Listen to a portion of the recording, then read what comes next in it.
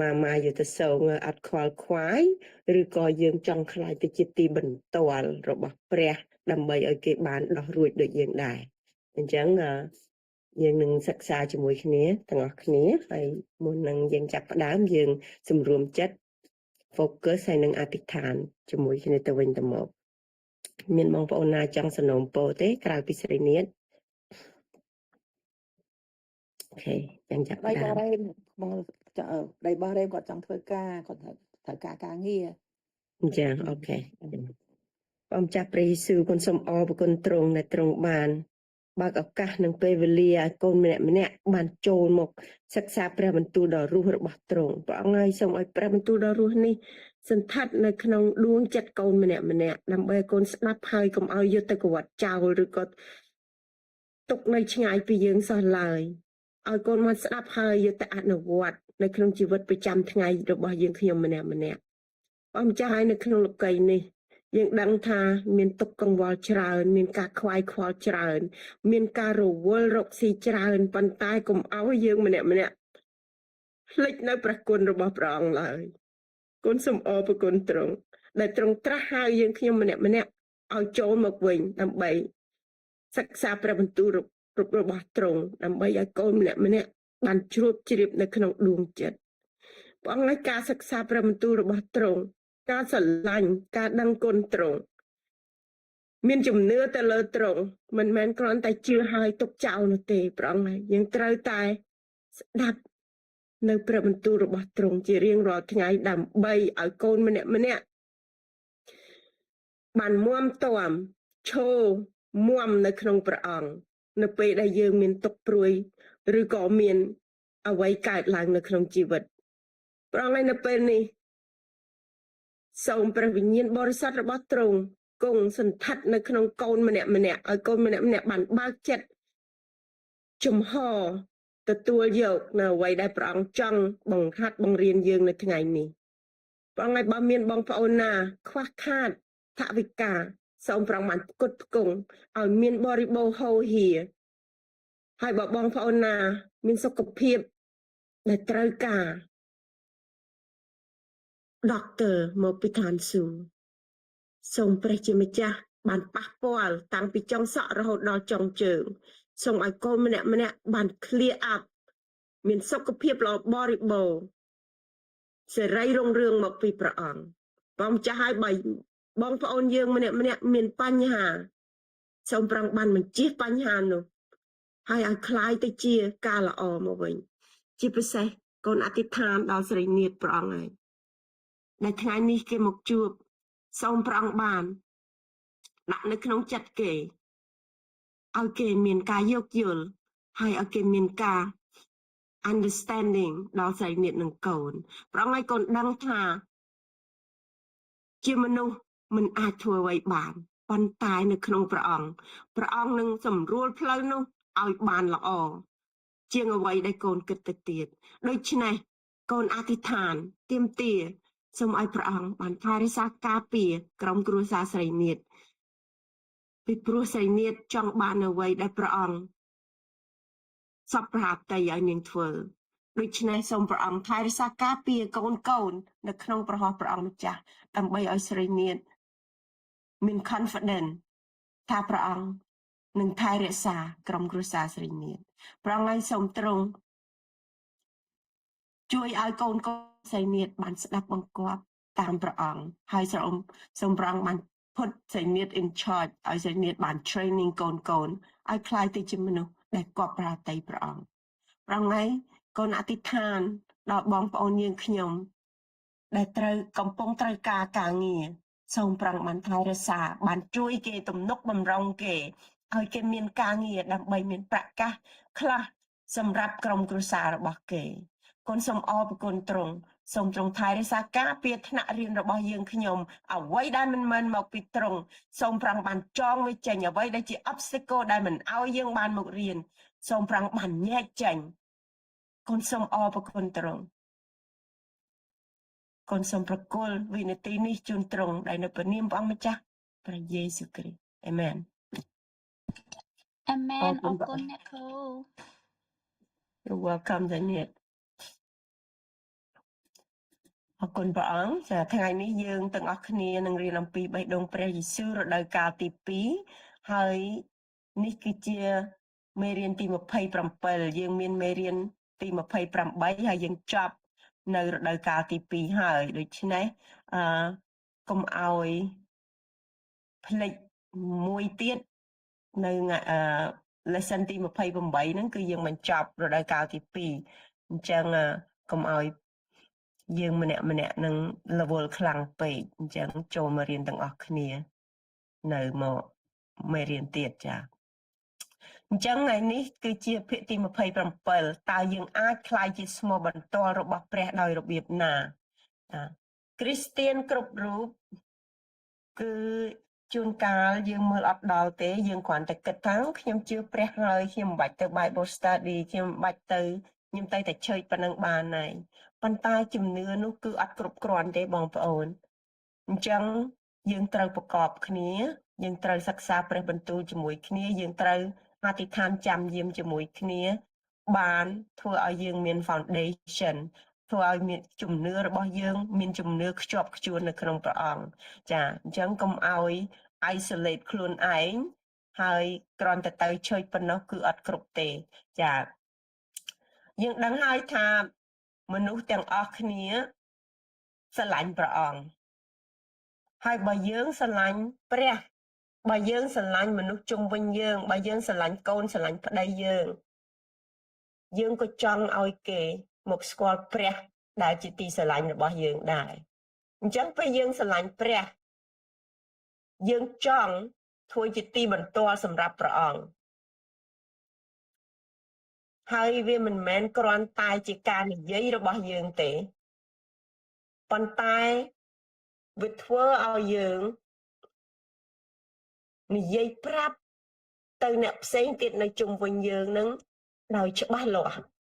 ហើយធ្វើម៉េចបានច្បាស់លាស់បើយើងអត់ទាន់ច្បាស់ខ្លួនឯងផងនឹងទោះតែយើងមករៀន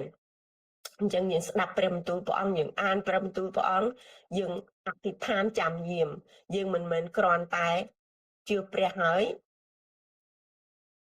អាចទៅផ្សាយដំណឹងល្អបានទេអញ្ចឹងយើងត្រូវរៀនយើងត្រូវចូលឲ្យត្រង់ firm នៅក្នុង foundation នៃសេចក្តីជំនឿរបស់យើងសិនបានយើងអាចចាប់ទាញអ្នកផ្សេងទៀតឲ្យមកចូលត្រង់ជាមួយយើងដែរហើយបើយើងអត់មានអានព្រះបន្ទូលអត់សិក្សាព្រះបន្ទូលអត់អធិដ្ឋានចាំយាមយើងទៅទាញគេមកយើងដួលខ្លួនឯងគេមកដួលលើយើងបណ្ដោយបាក់ឆ្អឹងអស់ចាអញ្ចឹង your Christian grow is bringing out a new អ្វីដែលយើងបាន grow up ជាមួយព្រះអង្គអ្វីដែលយើងបានរីកចម្រើនលូតលាស់ជាមួយព្រះអង្គគឺធ្វើឲ្យយើងបាននាំដំណឹងល្អរបស់ព្រះអង្គហើយនឹង character របស់យើងអាកប្បកិរិយារបស់យើងទៅឲ្យអ្នកផ្សេងទៀតបានឃើញអំពីទង្វើរបស់យើងហើយដឹងថាព្រះអង្គនៅក្នុងយើងមិនតែប៉ុណ្ណោះទេគឺព្រះអង្គឆ្នៃយើងឲ្យយើង true ដូច refine the fire ចឹងបងប្អូនបើយើងមានមាសសត្វយើង refine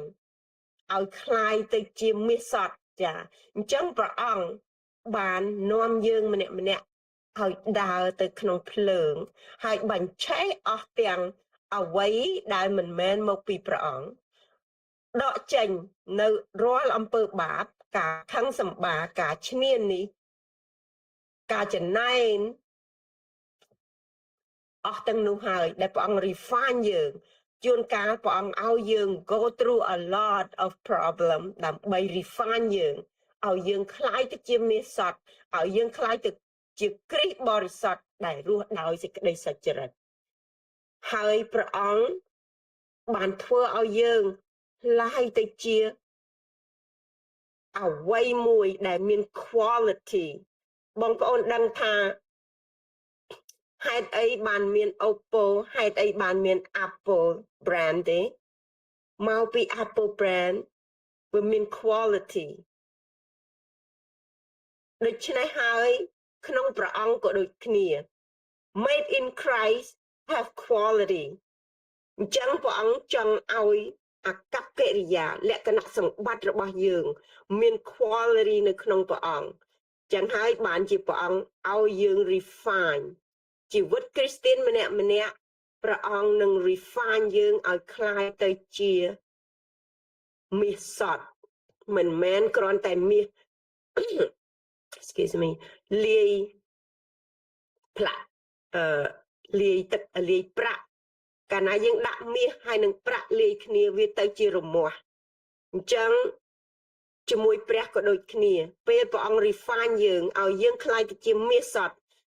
ពេលព្រះអង្គឆ្នៃយើងឲ្យយើងคล้ายទៅជាពេជ្រគឺជាពេជ្រនោះដែលមាន quality មិនមែនជាពេជ្រដែលបែកដែលប្រេះដែលស្រាំហើយស្រួយបាក់បែកឆាប់នោះទេអញ្ចឹងយើងត្រូវដឹងថា life is a challenge ប៉ុន្តែព្រះអង្គជួយយើងព្រះអង្គនៅក្នុងយើងនៅក្បែរយើងហើយ it's only a prayer away from us អរគុណព្រះអង្គអញ្ចឹងរាល់ពេលដែលព្រះអង្គឆ្នៃយើងត្រូវដឹងថាព្រះអង្គអត់ចោលយើងទេពេលណាដែលព្រះអង្គឲ្យយើង walk through the fire ដើម្បីឲ្យយើងคล้ายទៅជាមាសសុទ្ធគឺព្រះអង្គដើរជាមួយយើងហើយព្រះអង្គនៅក្នុងយើងដូច្នេះហើយ He also give us brand new quality you did not know that it is exists in you quality គុណភាព the best quality ដែលព្រះអង្គឲ្យយើងដាក់នៅក្នុងយើងសារជាថ្មីនោះគឺយើងអត់ដឹងថាយើងនឹងមានវាទេនៅពេលដែលព្រះអង្គឆ្នៃយើងអញ្ចឹងពេលដែល attitude យើងម្នាក់បានផ្លាស់ប្ដូរហើយคล้ายទៅជាស្មោបន្ទាល់របស់ព្រះអង្គយើងមាន first step ដែលយើង become effective witness of God អញ្ចឹងក្នុង4យ៉ាងនោះតើមានអ្វីខ្លះបងប្អូនមានបិចបងប្អូនអាចកត់បានពីព្រោះយើងនឹង share ជាមួយគ្នានៅចុងបញ្ចប់ទី1 allowing Christ to be seen in your every word and activity យើងត្រូវតែបញ្ចេញអ្វីដែលជាព្រះតាមរយៈពាក្យសម្ដីយើងហើយនឹងទង្វើដែលយើងធ្វើនោះគឺជាការសំខាន់ខ្លាំងមែនទែនចាបញ្ចេញអ្វីដែលជាព្រះអង្គនៅរាល់ពាក្យដែលយើងនិយាយនៅរាល់ទង្វើដែលយើងធ្វើមិនមែនខ្លាចជាព្រះហើយថ្ងៃអាទិត្យល្អណាស់ស្អាតណាស់ហំហួនណាស់ប៉ុន្តែថ្ងៃច័ន្ទទៅដល់ថ្ងៃសៅរ៍មិនដឹងថាជាយ៉ាងម៉េចមើលមិនយល់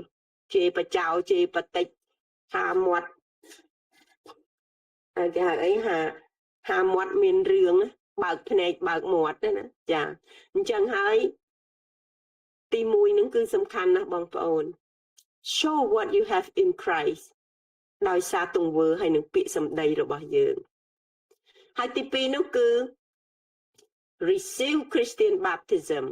បើយើងម្នាក់បានជឿព្រះហើយយើងអត់បានធ្វើបន់ជាមួយទឹកទេនោះសេចក្តីជំនឿរបស់យើងគឺអត់នឹងធឹងជាមួយព្រះទេចានេះគឺជាស្មោបន្ទាល់របស់សេចក្តីជំនឿរបស់យើងនៅក្នុងព្រះដោយសារយើងធ្វើបន់ជាមួយទឹកចាខ្ញុំអរគុណព្រះអង្គមែនតើដែលជួយថ្មដាកាលបងសុជាតិតាទៅបានធ្វើបន់ជាមួយទឹកឲ្យមនុស្សជាច្រើនចាហើយយើងដឹងហើយថាគ្រីស្ទបរិស័ទបើគ្រាន់តែទទួលជឿព្រះអង្គហើយអត់បានធ្វើបន់ជាមួយទឹកគឺអវិញ្ញាណនឹងវានាំឲ្យយើងចម្រងចម្រាំងហើយអត់ឃ្លាពីព្រោះ ដោយសារមនុស្សភាគច្រើនគិតថាធ្វើបន់ជាមួយទឹកវាអត់ចាំបាច់ចាប៉ុន្តែបន់ជាមួយទឹកគឺចាំបាច់ខ្លាំងដោយសារនេះជាស្មោបន្ទាល់ពីសេចក្តីជំនឿរបស់យើងទៅកាន់ព្រះទី3នោះគឺ learn to rely upon the power of the Holy Spirit យើងត្រូវតែ rely ត្រូវតែទុកចិត្តមានទំនុកចិត្តទៅលើព្រះវិញ្ញាណបរិសុទ្ធពីព្រោះព្រះវិញ្ញាណបរិសុទ្ធនាំឲ្យយើង share of faith effectively ចាអញ្ចឹងបងប្អូនបានអានជាមួយខ្ញុំនៅ Acts chapter 1 verse 8ខ្ញុំនឹងអានជាអង់គ្លេសហើយបងសុជាតានឹងអានជាភាសាខ្មែរ Acts chapter 10 Acts chapter 1 verse 8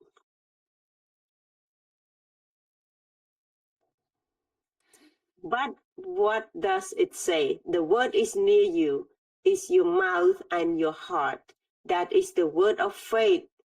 that we proclaim. Yeah. នេះហើយគឺជាព្រះបន្ទូលរបស់ព្រះដែលធ្វើឲ្យយើងមានសេចក្តីជំនឿកាន់តែមុតមាំថែមទៀតបងសូមចេញអានអរគុណព្រះអង្គនៅក្នុងកិច្ចការចំពុក1ខ8ប៉ុន្តែកាលណាព្រះវិញ្ញាណបរិសុទ្ធបានមកសន្ធិដ្ឋលើអ្នករាល់គ្នានោះអ្នករាល់គ្នានឹងបានព្រះចេស្តាហើយនឹងធ្វើជាទីបន្ទាល់ពីខ្ញុំនៅក្រុងយេរូសាឡឹមព្រមទាំងស្រុកយូដានិងស្រុកសាមារីទាំងមូលហើយរហូតដល់ចុងផែនដីបំផុតផងអាមែនអរគុណព្រះអង្គចាអញ្ចឹងយើងដឹងថាពេលណាដែលយើងធ្វើជាស្មោបន្ទាល់របស់ព្រះអង្គចង់ឲ្យយើងផ្សាយដំណឹងល្អទៅគេជុំវិញយើងរហូតដល់ចុងផែនដីចាបងប្អូនអញ្ចឹងសូមឲ្យយើងចាំថាទី1ទង្វើរបស់យើងហើយនឹងពាក្យរបស់យើងត្រូវឲ្យ match អ្វីដែលមកពីព្រះអង្គហើយទី2នោះគឺបន់ជាមួយទឹកហើយទី3ជំនឿរបស់យើង depend on Holy Spirit ព្រះវិញ្ញាណបរិសុទ្ធហើយទី4គឺ learn what the gospel is and how to share it with other គឺជាព្រះបន្ទូលរបស់ព្រះយើងរៀនទាំងអស់គ្នាហើយយើងចែកចាយទៅអ្នកដទៃទៀតកាលណាយើង share the message of the gospel នោះហើយយើងគឺជាទីបន្ទាល់ហើយយើងនឹង bear fruit and other will enter the kingdom of God ចានេះគឺជា4យ៉ាងដែលគ្រីស្ទានម្នាក់ត្រូវតែមានពេលដែលយើងនិយាយថាយើងជាគ្រីស្ទានបើយើងជាគ្រីស្ទានពាក្យសម្ដីរបស់យើងមិនខុសពីអ្នកដទៃមិនខុសពីលោកីទង្វើរបស់យើងមិនខុសពីលោកីតើធ្វើយ៉ាងម៉េចឲ្យគេមកជឿយើងហើយមកតាមព្រះរបស់យើងហើយមួយទៀតសុខាសូមអញ្ជើញបិទហ្គេមនឹងផងព្រោះខ្ញុំមើលអត់ឃើញទេពេលវា pop up មកអញ្ចឹងចាអរគុណដូច្នេះបើសិនជាយើងបាន bear fruit សម្រាប់ព្រះអង្គដោយសារការដែលយើងអានព្រះបន្ទូលយើងសិក្សាព្រះបន្ទូលហើយយើងយកទៅផ្សាយនៅមនុស្សជុំវិញយើងគឺទាំងអស់គ្នានឹងបានចូលមក Kingdom of God ទាំងអស់គ្នាចាអរគុណព្រះអង្គអញ្ចឹងបងប្អូនសូមអាននៅព្រះគម្ពីររ៉ូមជំពូក10ខ13ទៅដល់15ជាមួយនឹងខ្ញុំហើយបន្ទាប់មកបងសុជាតានឹងអានជាភាសាខ្មែរចាអញ្ចឹងបងប្អូនបានបើកទៅសៀវភៅរ៉ូមជំពូក10ខ13ទៅដល់ខ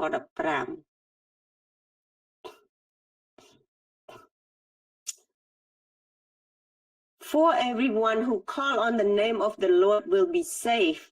How then will they call on him on whom they have not believed? And how are they to believe in him of whom they have never heard?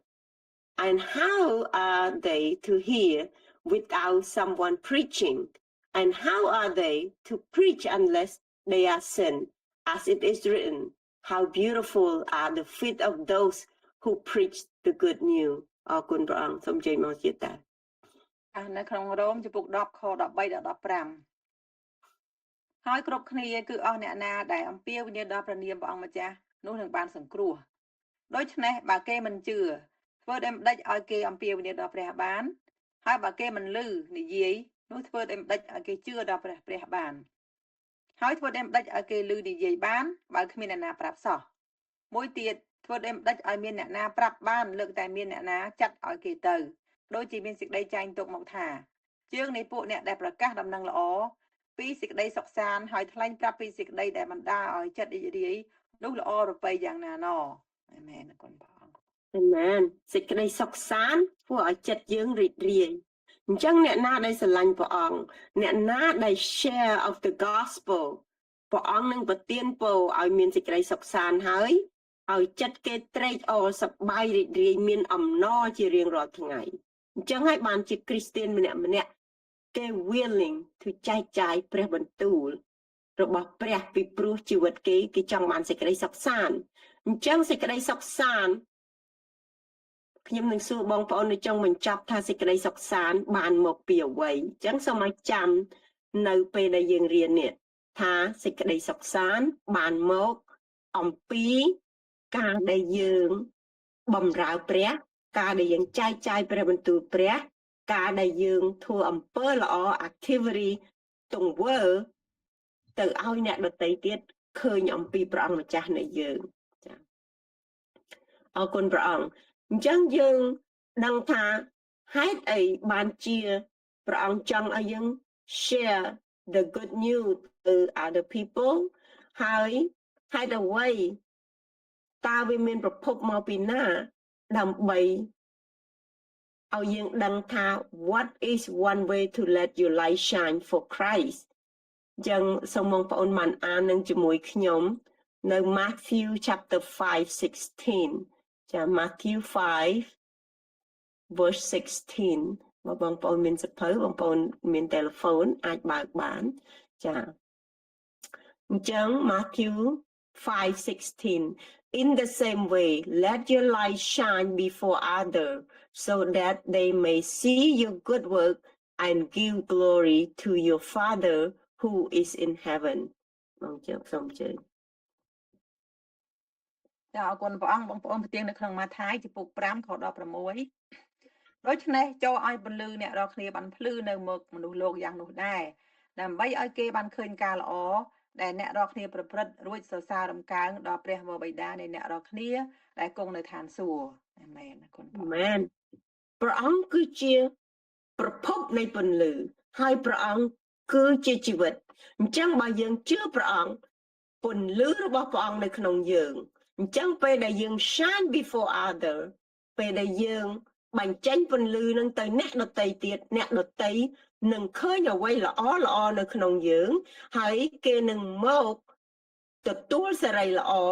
ដែលយើងបានមកពីព្រះអង្គម្ចាស់មកពីឋានសួគ៌អញ្ចឹងទង្វើនិងអកប្បកិរិយារបស់យើងដែលធ្វើទៅដែលយើង share ទៅធ្វើឲ្យគេមើលឃើញពន្លឺរបស់ព្រះនៅក្នុងយើងបើសិនជាយើងជាមនុស្សដែល grumpy old lady grumpy old man តើគេមកឃើញយើងគេជឿដល់ព្រះយើងទេអូមើលណ៎ពួកគ្រីស្ទានស្រឡាញ់ព្រះហើយនៅនឹងឯងងប់នៅនឹងហើយអត់មានទៅមុខរួចអញ្ចឹងតើគេចង់ស្គាល់ព្រះទេប៉ុន្តែបើយើងជាមនុស្សដែលពីមុនមកយើងអត់ចេះអីសោះប៉ុន្តែពេលដែលយើងជឿព្រះយេស៊ូវយើងคล้ายទៅជាមនុស្សដែលមានពន្លឺចាំងចែងយើងคล้ายទៅជាមនុស្សដែលចេះដឹងយើងคล้ายទៅជាមនុស្សដែលដឹងខ្នាតមិនខំសម្បាខុសរឿងគេមើលមកថាវ៉ាវពីមុនអាមួយនោះវាផាត់ស្រាឥឡូវនោះវាคล้ายទៅជាមនុស្សល្អពីមុនម្នាក់នឹងជាមនុស្សដែលអត់កើតសោះឥឡូវคล้ายទៅជាមនុស្សល្អអញ្ចឹងធ្វើឲ្យគេចង់មកស្គាល់ព្រះយើងហើយមកទទួលពន្លឺដែលយើងទាំងអស់គ្នាបានមកពីព្រះអង្គម្ចាស់នៃយើង អរគុណព្រះអង្គនៅ Acts chapter 2 verse 38យើងនឹងអានជាមួយគ្នាអំពីការ repent នៅអំពើបាបរបស់យើង what does Peter tell you to do as a witness of your faith អញ្ចឹងលោក Peter គាត់បានប្រាប់យើងថាតើយើងត្រូវធ្វើយ៉ាងម៉េចដើម្បីខ្លាយទៅជាស្មោបន្ទាល់នៃសេចក្តីជំនឿរបស់យើងអញ្ចឹងសូមឲ្យបងប្អូនអាននៅក្នុង Acts chapter 2ជាមួយនឹងខ្ញុំនៅខ38 38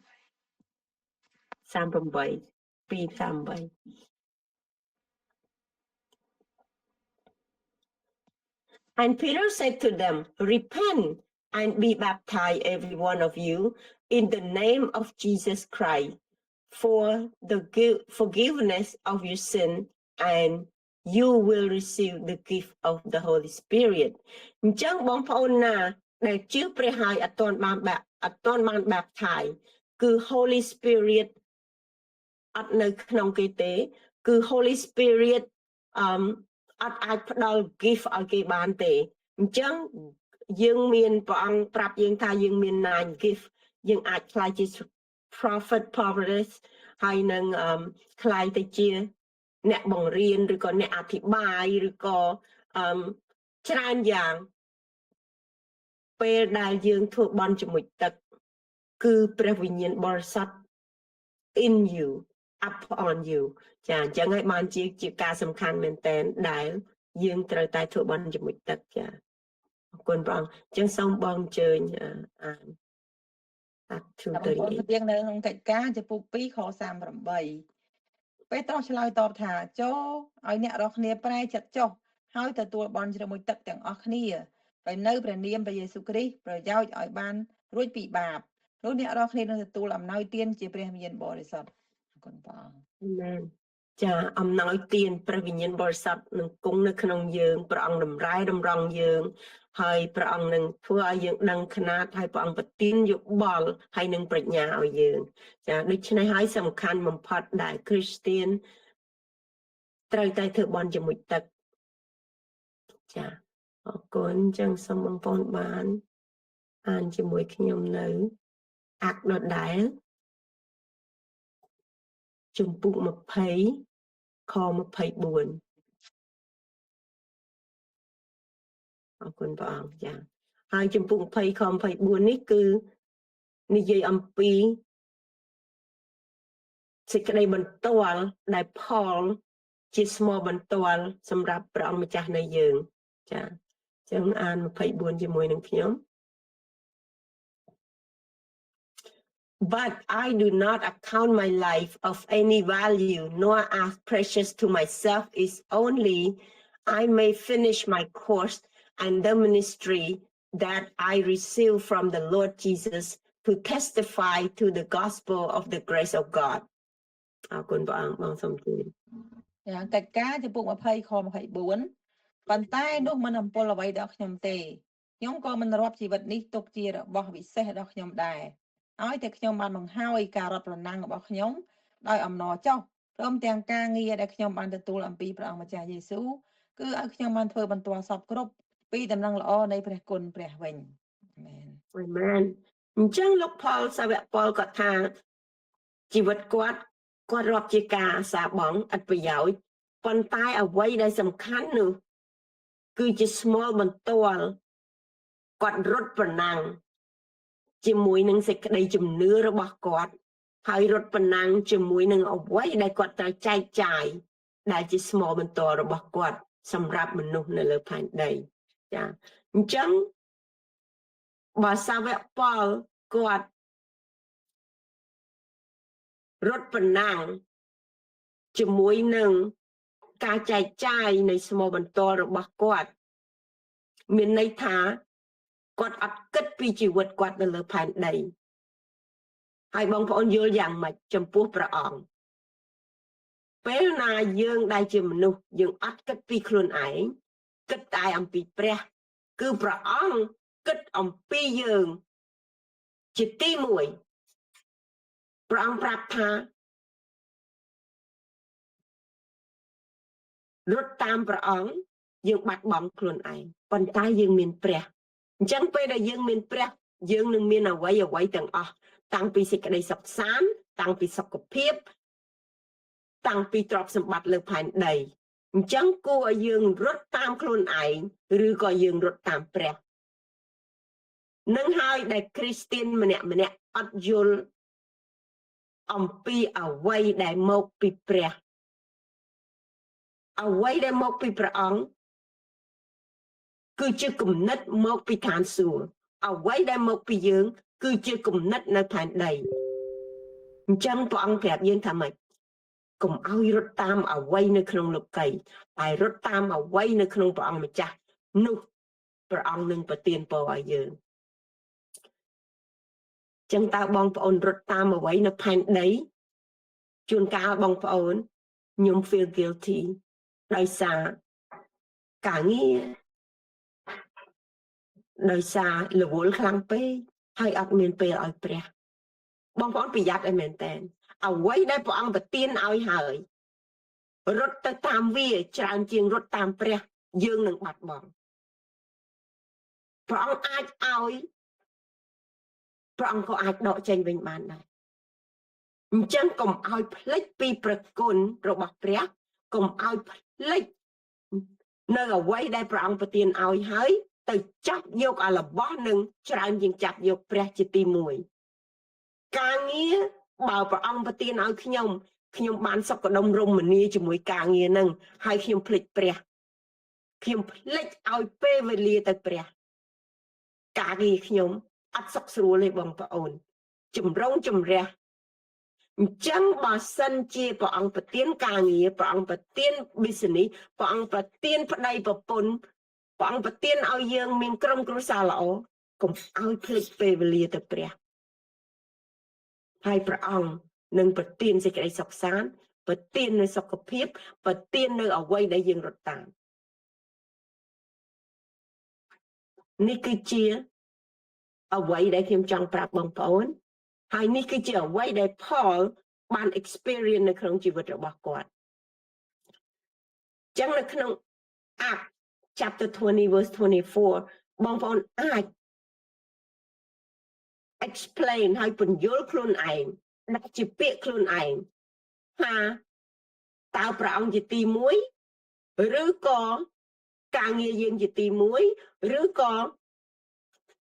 business យើងជាទី1ឬក៏ព្រះអង្គជាទី1អរគុណព្រះអង្គសូមបងប្អូនបានបន្តទៅអានជាមួយនឹង Luke chapter 24ជាមួយនឹងខ្ញុំ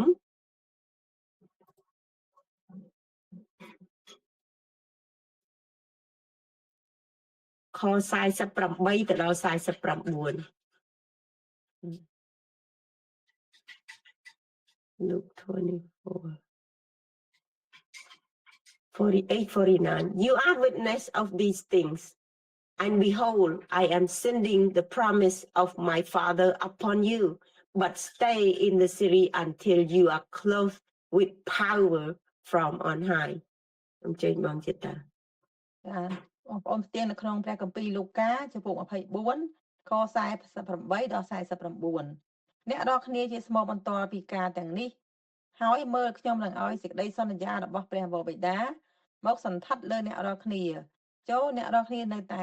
ក្នុងក្រុងយេរូសាឡឹមដល់រាបដល់ព្រះចេស្តាពីឋានលើមកគ្របដណ្ដប់លើអ្នករាល់គ្នាអាមែន នេះគឺនិយាយអំពី disciple របស់ព្រះ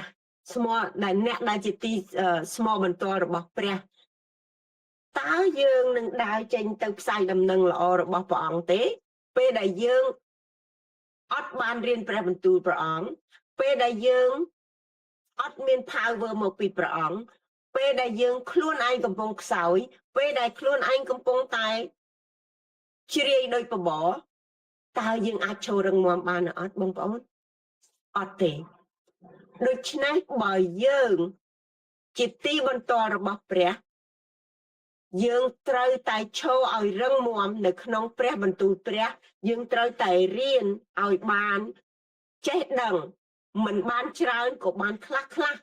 ក្នុងការដែលយើង ទៅធ្វើទីបន្ទាល់ក្នុងការដែលយើងទៅចែកចាយអ្វីដែលល្អមកពីព្រះអញ្ចឹងហើយម្នាក់ត្រូវអធិដ្ឋាន close our power from the high the most high អញ្ចឹងព្រះអង្គមុននឹងព្រះអង្គបញ្ជូនសិស្សព្រះអង្គទៅគឺព្រះអង្គបង្ហាត់បង្រៀនសិស្សព្រះអង្គឲ្យចេះក្នុងការផ្សាយដំណឹងល្អក្នុងការដេញអារៈក្នុងការប្រោសមនុស្សឲ្យជាអញ្ចឹងយើងម្នាក់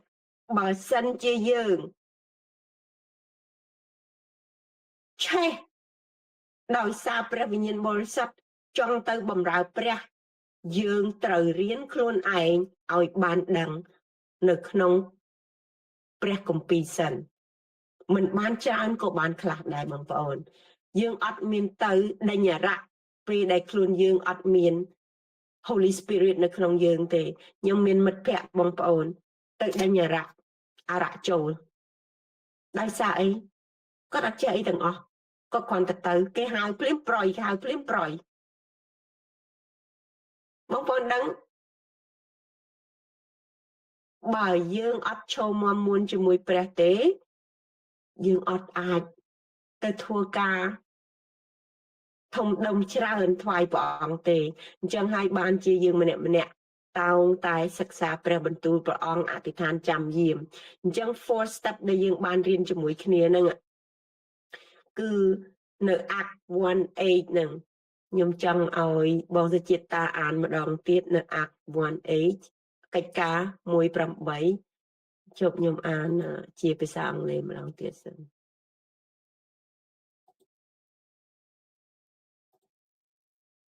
ចា Act 1:8 But you will receive power when the Holy Spirit has come upon you, and you will be my witness in Jerusalem and in all Judea and Samaria and to the end of the earth. អញ្ចឹងហើយ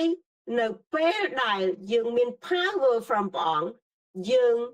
នឹងបានធ្វើការងារបម្រើព្រះអង្គនឹងជាមួយនឹង Holy Spirit ជាមួយនឹងព្រះវិញ្ញាណបរិសុទ្ធដែលគង់នៅក្នុងយើងដែលនាំយើងឲ្យคล้ายទៅជាមនុស្សដែលមិនមែនជាយើងអញ្ចឹងបងប្អូនត្រូវដឹងថា Holy Spirit គឺសំខាន់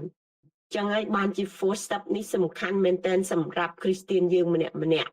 ហើយយើង allow Christ to be seen in your every word and activity and receive Christian baptism ហើយ use our power depend on Holy Spirit មួយទៀតនោះគឺ bear fruit ដើម្បី the kingdom of God which is sharing the gospel ចាអរគុណព្រះអង្គសូមព្រះអង្គម្ចាស់បានថែរក្សាការពារព្រះម្ចាស់ហើយកូនសូមអរគុណព្រះអង្គនៅថ្ងៃនេះដែលព្រះអង្គបានប្រទានឲ្យកូនទាំងអស់គ្នាមានសិទ្ធិមកអានមកសិក្សាព្រះបន្ទូលរបស់ព្រះអង្គសូមព្រះវិញ្ញាណរបស់ទ្រង់គង់សន្តិដ្ឋនៅក្នុងបងប្អូនយើងម្នាក់ឲ្យ empower យើងខ្ញុំម្នាក់ឲ្យមាន power ដើម្បីទៅធ្វើការបម្រើទ្រង់ជាបន្តទៅទៀតសូមកុំឲ្យយើងខ្ញុំបានគិត